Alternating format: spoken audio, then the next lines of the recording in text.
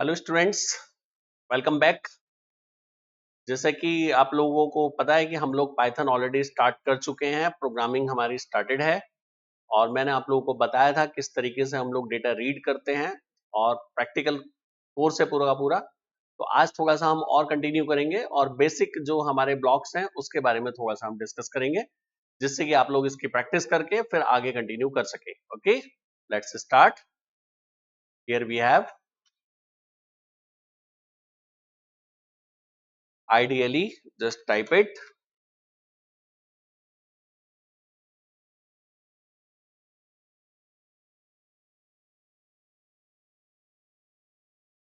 ये आपका पाइथन का आइडियली ओपन हो गया।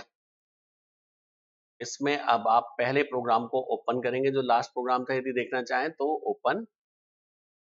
जहां भी आपने सेव किया वैसे ही आपका इसमें भी आ जाएगा आपका, जब आप रिसेंट फाइल्स में जाएंगे तो हियर वी हैव। तो ये हमारा प्रोग्राम था जो प्रोग्राम हम लोगों ने डिजाइन किया था। इसमें मैंने आपको बताया था हाउ टू प्रिंट। ओके, तो नेक्स्ट हमारे पास है डेटा टाइप का कॉन्सेप्ट नहीं होता, just assign the value and use it. Second है डेटा इनपुट कैसे कराएंगे, तो जरा देखो कितना ईजी है। Let save as this program P2। Python में हमारे पास एक स्टेटमेंट होता है इनपुट। यदि आप यूजर से कुछ इनपुट लेना चाहते हैं तो आप इस स्टेटमेंट को यूज करेंगे, और जो यूजर से इनपुट किया जाएगा बेटा वो हमेशा ध्यान रखना वो स्ट्रिंग होगा। तो ये एक एस वेरिएबल को हमने वैल्यू असाइन कर दी और मैंने सिंपल इसे डिस्प्ले किया प्रिंट की हेल्प से। तो देखिए आपका प्रोग्राम यहाँ रुक गया, ये वेट कर रहा है आप कुछ इनपुट करें। हमने कहा हेलो पाइथन और नेक्स्ट लाइन में हमारा ये प्रिंट से आउटपुट आ गया। फिर से एक बार इसको इनपुट कराइए, रन कराइए। लेट 45 हमारे अकॉर्डिंगली हो सकता है 45, पर पाइथन के अकॉर्डिंगली ये स्ट्रिंग है 45। ओके, आप चाहें तो इसमें एक मैसेज भी डाल सकते हैं ऑप्शनली। कमेंट पाइथन में लगाया जाएगा बेटा हैश की हेल्प से। ऐसे हैश का मतलब है ये आपका कमेंट हो गया। नाउ एंटर एनीथिंग, और देखिए अब आपका ये मैसेज एडिट आएगा स्क्रीन पे। एंटर एनीथिंग, कर्सर देखो उसी के आगे आ रहा है, जी के आगे कर्सर ब्लिंक कर रहा है। हमने हेलो कहा तो आ गया मैसेज हेलो। तो इस तरीके से आप इसमें मैसेज भी डाल सकते हैं। ये हमने कमेंट लगा दिया है। एक काम कीजिए यहाँ पे एक कॉलन लगा दीजिए, थोड़ा सा लुक वाइज बेटर लगता है। और आप यहाँ भी चाहें तो लिख दीजिए you entered comma. Last class में जो आप लोगों को बताया था, तो अब यदि आपने कहा हेलो तो आप देख सकते हैं यू एंटर्ड हेलो। इस तरीके से आपका डेटा इनपुट होगा। अब हम लोग जो है थोड़ा न्यूमेरिकल की तरफ चलते हैं। S1 जो है, S मेरे पास जो डेटा है बेटा वो स्ट्रिंग है, तो मैं इसमें ना मल्टीप्लाई नहीं कर सकता। कोशिश करी मैंने S into 10 then print X। हमने इनपुट किया 15 और देखो आउटपुट ना कुछ अजीब सा ही आ रहा है। क्या आ रहा है वो हम आगे डिस्कस करेंगे, लेकिन कुछ अजीब सा आउटपुट है। 15 जो है वो 10 टाइम्स आ गया। मैं चाह रहा था कि 15 की 10 से मल्टीप्लाई हो। तो in that case convert this string into number. तो हमारे पास पाइथन में एक फंक्शन होता है इंट, जो आप इंटीजर में कन्वर्ट करने के लिए यूज करेंगे। एक फंक्शन होता है फ्लॉट, उसे आप फ्लॉट में कन्वर्ट करने के लिए यूज करेंगे। एक फंक्शन होता है str, इसे आप यूज करेंगे स्ट्रिंग के लिए। तो हम इंटीजर की बात करते हैं। प्रोग्राम बनाते हैं बड़ा सिंपल सा, टू नंबर्स के एडिशन का। एंटर फर्स्ट नंबर, हमारे पास S1 आ गया। एंटर सेकेंड नंबर, S2 आ गया। इनमें अर्थमेटिक एडिशन नहीं हो सकता, क्यों? क्योंकि दोनों ही आपकी स्ट्रिंग है। इनको इंटीजर में कन्वर्ट कर लो, S1 and y equal to int S2। तो इंट में हमने ये स्ट्रिंग S1 पास कर दी, ये आपका नंबर आ गया x, y भी नंबर आ गया। Now z equal to x plus Y and then print sum equal to comma z। तो देखो ये आपका पाइथन में प्रोग्राम है दो नंबर्स को सम कराने का, और नंबर्स हम लोगों ने इंटीजर कंसीडर किए हैं, फ्लॉट नहीं है। एंटर फर्स्ट नंबर, मैसेज आ गया। F5 जो लोग वो भूल चुके हैं वो मैं रिपीट कर दूं, F5 से प्रोग्राम आपका रन होता है। 45 let 432 and here is the sum 477। अब गलती से इसमें पॉइंट वाली वैल्यू डाल दीजिए। बैक में मैंने क्लिक किया, फिर से F5 प्रेस कर दिया, दिस वन। देखो इसने एरर दे दी। इसने कहा जी आप इसको बेस 10 में कन्वर्ट कर रहे हैं इंटीजर में, लिटरल इंटीजर के लायक नहीं है, आप इसको फ्लॉट में कन्वर्ट करें। तो उस केस में आप यहाँ पे फ्लॉट लगा लीजिएगा। मैं प्रोग्राम को सेव एज कर लेता हूँ। फ्लॉट सब स्ट्रिंग सब स्मॉल में आएगा बेटा, कैपिटल यूज नहीं करेंगे, केस सेंसिटिव लैंग्वेज है। देखिए अब आप यहाँ पे डालिए कोई भी पॉइंट वाली वैल्यू, तो आपके रिजल्ट्स बिल्कुल सही आएंगे। और पॉइंट वाले में ऑब्वियस है, फ्लॉट में तो आपका इंटीजर भी स्टोर हो जाता है, तो उसमें भी कोई इश्यू नहीं है। बट आंसर इज 145.0 है ना, आंसर आपका फ्लॉट में आया क्योंकि आप वैल्यूज को फ्लॉट में सम करा रहे हैं। तो इस तरीके से आप लोग यहाँ पे ऑपरेशंस परफॉर्म करेंगे। अब हम लोग जल्दी से इनका addition, subtraction, multiplication, division direct यहीं डिस्प्ले करा लेते हैं। वैसे मैंने आपको लास्ट प्रोग्राम में कराया था, लेकिन फिर से करा लेते हैं एक बार। x प्लस वाई, ये हटा दो सम वगैरह, केवल रिजल्ट हम देखेंगे बस। लेकिन इस बार वैल्यूज हमारी होंगी डायनामिक, यूजर से input. Minus, multiply, division, double slash and reminder. Values मेरी सारी इंटीजर है बेटा।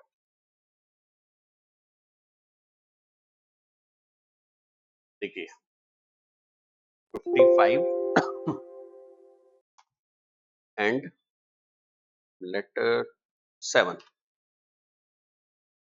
देखिए एडिशन बेटा 62, सब्ट्रैक्शन, मल्टीप्लिकेशन, डिवीजन देखो पॉइंट में आया है आंसर।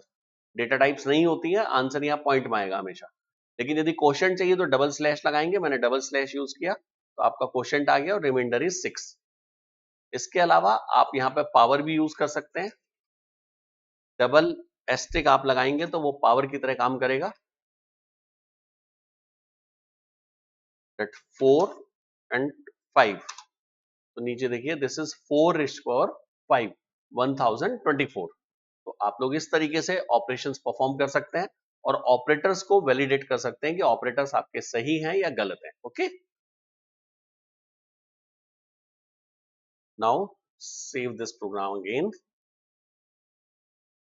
P4,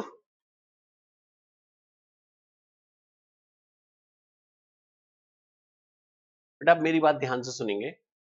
पाइथन में जो कंट्रोल स्टेटमेंट्स होते हैं या जो ब्लॉक्स होते हैं, वो इंडेंटेशन की हेल्प से डिजाइन किए जाते हैं। दैट मीन्स कि आपको टैब लगाना होता है। सी लैंग्वेज में जब आप प्रोग्रामिंग करते हैं तो वो कंपलसरी नहीं होता। एक बार देखिए किस तरीके से। सी में आपने लिखा वॉइड मेन, कर्ली ब्रेसेस, फिर सपोज करो हमने कोई दो वेरिएबल्स लिए हैं, एज्यूम करो हमने ये इनपुट करा लिया है, और उसके बाद हम लिखते हैं if x greater than y, curly braces, और फिर आप स्टेटमेंट लिखते हैं समथिंग लाइक दिस। लेकिन ज्यादातर आप में से जो स्टूडेंट्स हैं वो प्रोग्राम को ऐसे बनाते हैं बेटा। तो देखिए इस तरीके के जो प्रोग्राम होते हैं उनकी रीडेबिलिटी नहीं होती, उसमें पता नहीं चलता कि ब्लॉक कहाँ से स्टार्ट है कहाँ खत्म हो रहा है। बीच में फोर लूप भी आ सकता है, इफ कंडीशंस भी आ सकती हैं, इफ एल्स भी आ सकता है। तो इसीलिए प्रोग्राम को हमेशा टैब के साथ बनाना चाहिए, like this. But again, this is optional in C language, but this is compulsory in Python, and this is most important. मैं रिपीट कर रहा हूं, this is compulsory in Python. Python में जब भी आप कोई ब्लॉक यूज करेंगे तो हमेशा ब्लॉक स्टार्ट होते ही आप लोग टैब यूज करेंगे, एंड दैट्स मैंडेटरी। और यदि आप पीछे आ गए तो वापस वो ब्लॉक वहां खत्म हो जाएगा। ठीक है ना, जरा एक चेक कराता हूं मैं आपको। Let S1 equal to input, enter a number, S2 equal to input। देखिए यदि आप लोग इंटरनेट वगैरह पे ढूंढेंगे तो आपको कुछ और मेथड्स भी मिलेंगे थोड़े से, लेकिन उन शॉर्टकट्स पे भी हम लोग जाएंगे, लेकिन धीरे धीरे, एकदम से शॉर्टकट्स नहीं लगाएंगे। पहले प्रॉपर मेथड हमें पता होना चाहिए हर चीज का। Let x equal to integer, किसको कन्वर्ट करो, s1 को, y is equal to integer, किसे कन्वर्ट करो, s2 को। Now we have x and y। अब देखना इफ ब्लॉक बनाया बेटा, if x greater than y। तो आप ध्यान से देखो, मैंने यहाँ पे ब्रैकेट्स नहीं लगाए हैं, तो यहाँ पे ब्रैकेट ऑप्शनल है। अब ब्लॉक शुरू करना है, कर्ली ब्रेसेस नहीं होता। किसी भी ब्लॉक को स्टार्ट करने के लिए, चाहे वो इफ कंडीशन का ब्लॉक है, फोर लूप का ब्लॉक है, या कोई और ब्लॉक है, आप यूज करेंगे कॉलन। कॉलन प्रेस करते ही आइडियली में अपने आप ही ये आगे की तरफ शिफ्ट हो जाएगा। अब आप देखिए ये आगे की तरफ शिफ्ट हो चुका है। अब मैं जितने भी स्टेटमेंट्स लिख रहा हूं वो सब इफ ब्लॉक के अंदर है। ये तीनों स्टेटमेंट्स मेरे इफ ब्लॉक के अंदर हैं। यदि मैं बैक स्पेस से वापस पीछे चला जाऊं तो अब मैं इफ ब्लॉक के बाहर आ गया हूं। ये जो मेरा प्रिंट डी स्टेटमेंट मैंने लिखा है और प्रिंट ई लिखा है, ये मेरे इफ ब्लॉक के बाहर हैं। चाहे कंडीशन ट्रू हो या फॉल्स हो, डी और ई तो एग्जीक्यूट होगा ही होगा, लेकिन ए बी सी तभी एग्जीक्यूट होंगे जब हमारी कंडीशन ट्रू होगी। F5 प्रेस करो, एंटर अ नंबर 45 34, ABCDE आ गया है ना, कंडीशन हमारी ट्रू हो गई। फिर से रन करो, 34 45, कंडीशन फॉल्स हो गई। देखो क्या आया, केवल डी और ई, ए बी सी एग्जीक्यूट नहीं हुए। तो यदि आप इफ कंडीशन लगाना चाहते हैं तो उसके लिए आप यूज करेंगे this one, if x greater than y। यदि x y से बड़ा है तो ये स्टेटमेंट एग्जीक्यूट हो, कौन कौन से, दिस वन। अब इस c को गलती से आप पीछे ले गए तो ये आपका इफ ब्लॉक के बाहर हो गया है। अब इसका इफ से कोई लेना देना नहीं है। अब इफ से जो लिंक है वो केवल दो ही स्टेटमेंट है आपके, a and b, execute it. देखो ABCD, और अब आप गलत स्टेटमेंट चलाइए तो कौन कौन से एग्जीक्यूट हो गए, CDE, क्योंकि C क्या हो चुका है आपका, इफ ब्लॉक के बाहर हो चुका है। तो इस तरीके से आप लोग इफ कंडीशन लगाएंगे। इफ कंडीशंस लगाने के लिए ध्यान रखिएगा, कोई भी ब्लॉक स्टार्ट होगा कॉलन से, और इंडेंटेशन आप यूज करेंगे, यानी टैब लगा के आप आगे की तरफ शिफ्ट कर देंगे, तो that is mandatory in Python. यदि आप इन सभी स्टेटमेंट्स को किसमें लेना चाहते हैं, इफ ब्लॉक में, तो जस्ट ऐड इंडेंटेशन, और ये आपका देखो ABCD किसमें आ गया, अब इफ ब्लॉक में आ गया।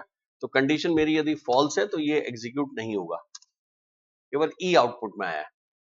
तो आपको इन चीजों का ध्यान रखना है ब्लॉक का, है ना। एल्स ब्लॉक भी एक लेते हैं हम लोग, एल्स, और एल्स के बाद भी क्या लगाओगे, कॉलन। अब आपका क्या एग्जीक्यूट होगा, आइदर इफ और एल्स।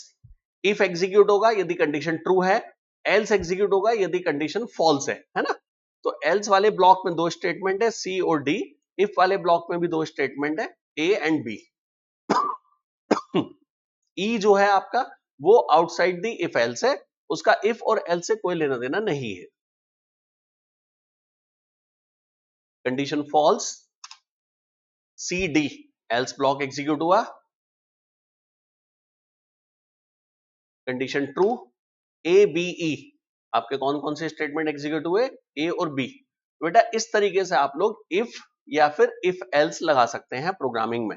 इंडेंटेशन ध्यान रखो, ये बहुत इंपॉर्टेंट यहां पे होता है।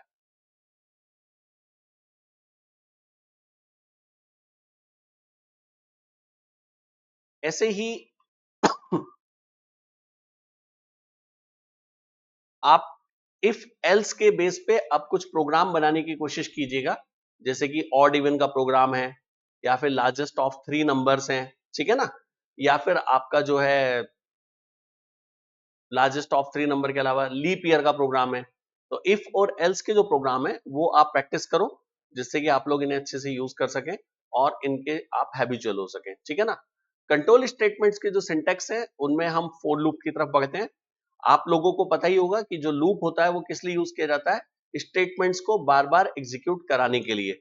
यदि आप में से किसी ने सी का कोई भी प्रोग्राम नहीं बनाया तो थोड़ा सा मुश्किल हो सकती है, लेकिन आप लोग मेरे लेक्चर्स को ध्यान से देखेंगे तो मैं सभी चीज डिटेल में एक्सप्लेन कर रहा हूं। तो देखिए हमने एक स्टेटमेंट लिखा है, print A, print B and print C. और ये जो सी है ये मुझे मल्टीपल टाइम लिखना है, सपोज करो। तो यहां पे हम क्या करेंगे, हम लिखेंगे 4,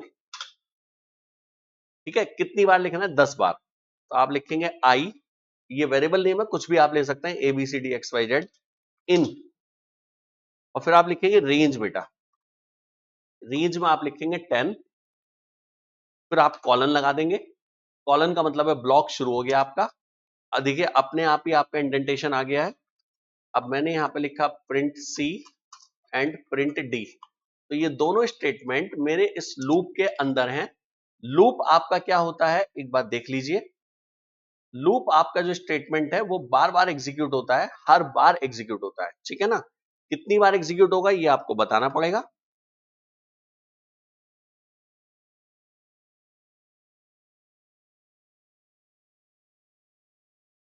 एक बार मैं आपको इसका प्रोसेस बता देता हूं, तो आपको थोड़ा सा क्लियर रहेगा, स्पेशली उन लोगों को जिन्होंने प्रोग्रामिंग बिल्कुल भी नहीं की है।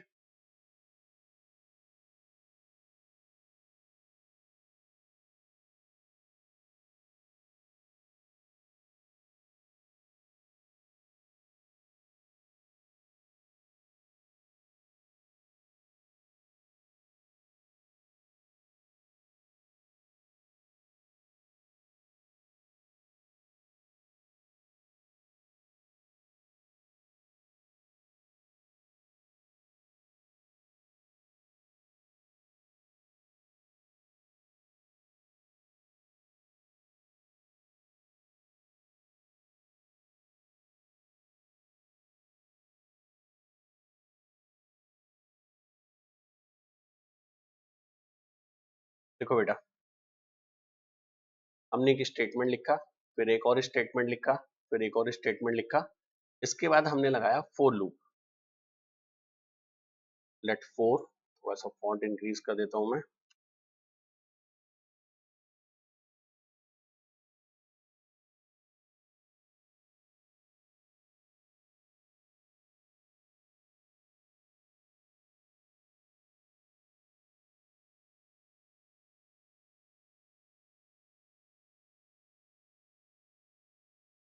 हमने कहा आई इन रेंज 10 कॉलन, फिर मान लीजिए कुछ स्टेटमेंट्स मेरे पास हैं, दीज आर द स्टेटमेंट्स, और फिर ये स्टेटमेंट्स मेरे पास यहाँ पर है। तो ध्यान से देखना क्या होगा, सबसे पहले आपका ये स्टेटमेंट एग्जीक्यूट होगा, देन दिस, देन दिस। यहां पर आपने कहा है आई इन रेंज 10, तो इसका मतलब है इस ब्लॉक में जितने भी स्टेटमेंट्स लिखे उनको 10 बार चलाना है। तो ये क्या करेगा, आपका आई की वैल्यू शुरुआत में लेगा 0 और इन स्टेटमेंट्स को एग्जीक्यूट कराएगा, फिर वापस यहां जाएगा, आई को इंक्रीज करेगा, आई की वैल्यू आपकी 1 हो जाएगी, फिर चेक करेगा 10 तो नहीं है, नहीं 10 अभी नहीं है, तो फिर से एग्जीक्यूट कराएगा, फिर यहीं पे वापस जाएगा, फिर चेक करेगा, आई को 2 कर देगा, फिर से आप इसको चेक करेंगे, फिर से एग्जीक्यूट कराएंगे 3, देन 4, 5, 6, 7, 8, 9, है ना। और जैसे ही आई की वैल्यू 10 हुई, 10 होते ही ये रुक जाएगा। तो कहां तक चला ये आपका, 9 तक चला, क्योंकि 10 पे तो रुक गया, ये ध्यान रखना 10 पे ये रुक जाएगा, आगे कंटिन्यू नहीं करेगा। तो उसके बाद ये जाएगा आपका इस स्टेटमेंट पे, और फिर आपके ये तीनों स्टेटमेंट एग्जीक्यूट करेगा। लेट्स चेक, कुछ ऐसा ही मैंने यहाँ पे लिखा है। तो पहले एग्जीक्यूट होगा ए बी, फिर आपने कहा है रेंज 10, तो ये 10 बार आपका एग्जीक्यूट होगा सी और डी, और ई और एफ एग्जीक्यूट होगा केवल एक एक बार। देखो, देखिए बेटा, पहले ए बी, फिर C D C D C D C D, how many times, 10 times, and then after that E F, जिससे कि एक ही स्क्रीन पे आए, तो इसको थोड़ा 5 कर लीजिए, एग्जीक्यूट ए बी, फिर सी डी काउंट करो, देखो एक बार, 2, 3, 4 और 5, है ना।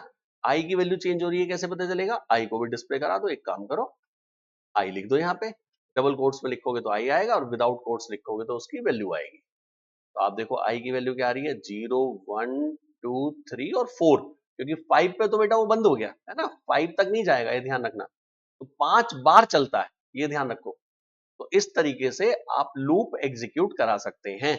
तो रेंज फंक्शन हम लोग यूज करते हैं लूप चलाने के लिए, है ना। तो आई इक्वल टू, सपोज मैं ऐसे आई डिस्प्ले करा देता हूं, उससे आपको एक कॉन्सेप्ट और क्लियर होगा। देखो ये आ गया I0123 है ना। अब इसको ना ऐसे लिख दो, यहाँ इसको लगा दो कमेंट। अब आप कहेंगे सर मुझे तो ना 1 से लेके 10 तक चलाना है, मुझे 0 से शुरू नहीं करना। तो आप यहाँ लिख देना 1 फिर कॉलन और 7 सपोज, है ना। तो देखो ये नंबरिंग कहाँ से शुरू हुई है, अब ये शुरू हुई है 1 से और कहाँ तक जाएगी, 6 तक ही जाएगी। क्यों? क्योंकि यहाँ 7 लिखा हुआ है, तो यहाँ बताते हैं कब जाके रुकना है ना। तो आप अपनी मर्जी से शुरुआत भी कर सकते हैं। आप कहेंगे सर हम अपनी मर्जी से इंक्रीमेंट डिक्रीमेंट देना चाहें तो हाँ वो भी दे सकते हैं आप। जैसे मैंने कहा 1 से लेके 14 तक चलो, लेकिन इंक्रीमेंट करो 3 का। अब आप देखो ये कहाँ से शुरू हो रहा है, 1 फिर 3 का इंक्रीमेंट हुआ 4 फिर 3 का इंक्रीमेंट 7 फिर 3 का इंक्रीमेंट 10 फिर 3 का इंक्रीमेंट 13।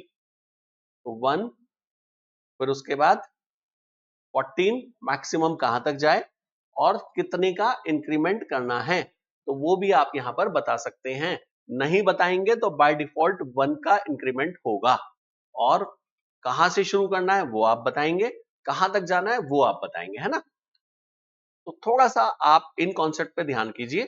छोटे छोटे मैं आपको लेक्चर इसलिए दे रहा हूं जिससे कि आप लोग जो हैं अच्छे से इनके प्रोग्राम्स बना सके और इनकी प्रैक्टिस कर सके। तो फोर लूप मैंने आपको बताया है, इफ कंडीशन मैंने आपको बताया है। नेक्स्ट क्लास में मैं आपको कुछ बेसिक प्रोग्राम्स बना के दूंगा, दिखाऊंगा भी साथ में, जिससे कि आप लोगों को क्लियर हो जाए कि किस तरीके से हम इन प्रोग्राम्स को यूज करते हैं, है ना। एक बार जरा इसमें ये भी देखो, रिवर्स में यदि चलना है मुझे, हमने कहा 10 से स्टार्ट करो 1 तक, तो बेटा ये क्या करेगा, ये 10 से 1 नहीं चलेगा, ये हमेशा जो है इंक्रीमेंट ऑर्डर में चलता है। तो ये कंडीशन पहली बार में ही फॉल्स हो जाएगी और आपका देखो स्टेटमेंट एग्जीक्यूट ही नहीं हुआ, है ना। तो इस केस में आप यहां लिखेंगे -1, दैट मीन्स कि मुझे डिक्रीमेंट में चलाना है। तो अब देखो ये 10 से लेके कहां रुका, 2 पे रुका, अब ये रिवर्स में आ गया आपका, है ना। इस तरीके से आप इसको रिवर्स में चला सकते हैं। आप यदि इस रेंज को और कम करना चाहें, जो मैं हैश लगा रहा हूं बेटा वो स्टेटमेंट एग्जीक्यूट नहीं होगा, वो प्रोग्राम में एक तरीके से आउट हो गया, है ना, कमेंट हो गया। यहाँ पे -2 कर दो अब, तो ये देखिए 108642 हो गया, है ना। और अब आप ये 10 हटा दो स्टार्टिंग से, यहाँ हमने लिखा कुछ नहीं, फिर हमने लिखा 10 और हमने लिखा 3, तो देखिए क्या हुआ है, एक्सपेक्टेड, है ना। कह रहा है जी ये आपने क्या लिखा मुझे नहीं पता, इसको प्रॉपर्ली बताइए कि यहाँ पे क्या वैल्यू मेंशन करनी है ना। तो स्टार्टिंग पॉइंट आपको बताना पड़ेगा, ध्यान रखोगे। रेस में अकेले दौड़ के बेटा सेकंड नहीं आ सकते, तो सेकंड पैरामीटर नहीं है, वो फर्स्ट ही कंसीडर कर लिया उसने। तो इस तरीके से प्रॉपर्ली आप लोग डिजाइन कर सकते हैं, कितने भी स्टेटमेंट आप एग्जीक्यूट करा सकते हैं। तो थोड़ा सा इफ कंडीशन की और फोर की प्रैक्टिस करो। नेक्स्ट क्लास में मैं आपको इनसे रिलेटेड कुछ प्रोग्राम्स बनाऊंगा और उनका लॉजिक एक्सप्लेन करूंगा। ओके बेटा, thank you, have a nice day.